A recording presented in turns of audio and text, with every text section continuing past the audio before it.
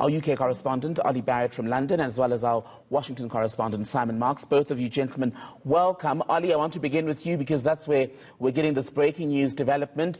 The lockdown extended by a further 3 weeks as expected.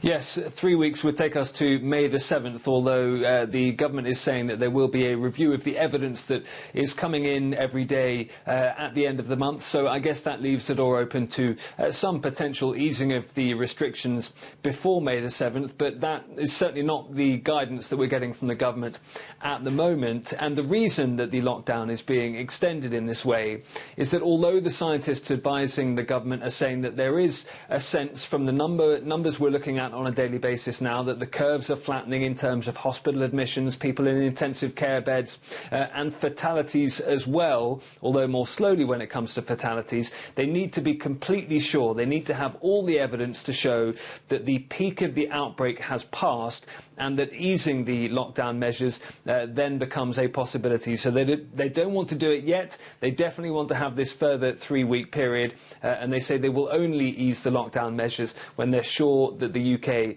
is past the peak. Stand by for me, Olly. Let's go back to Simon Marks. So, Simon, much of the world is extending lockdown regulations. We're seeing that in South Africa, we're seeing that in the UK and Germany, for example, I beg your pardon.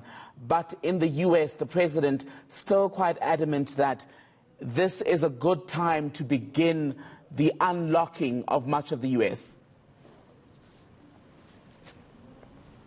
Yeah, I mean, it's an absolutely extraordinary contrast, Jahan. I mean, President Trump last night said that governors all over the country are chomping at the bit to get the American economy restarted. The truth of the matter is that it's Donald Trump who's chomping at the bit, and he's been chomping at the bit for weeks now to declare all of this over and to try to put Americans back to work. I mean, the reality is that here in Washington, D.C., the mayor of the city has extended our lockdown all the way through until May the 15th. Governor Andrew Cuomo in New York took very similar measures just a couple of hours ago for his state. So in the hardest hit parts of the country, lockdowns are being extended, even as Donald Trump is convening a task force. He's gathering all sorts of assemblies of the great and the good, or people that he classifies as the great and the good, to determine just how soon America can reopen. And he's due to be holding a press briefing in a few hours' time,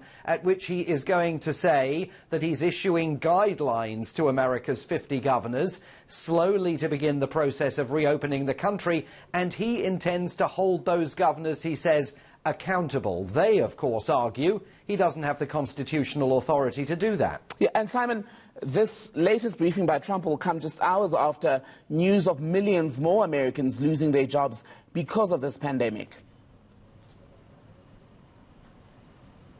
Yeah, absolutely. Devastating numbers out here again today. Another 5.2 million Americans signed on for unemployment benefits last week. That takes the total number of unemployed to at least 22 million here. But in reality, the number is higher than that because there are people who are out of work who either don't sign on for benefits or aren't allowed to sign on in some cases for benefits. Retail sales figures were absolutely shocking 24 hours ago. That, of course, is one of the reasons why President Trump wants to put people back to work. And he says, look, there are hotspots here. New York, Los Angeles, Dallas, New Orleans. We all agree to that. But he argues that there are at least 9 states across the country that have so far recorded fewer than 1,000 infections. Those areas, he says, ought to be the areas that start going back to normal. The difficulty with all of that is that public health officials fear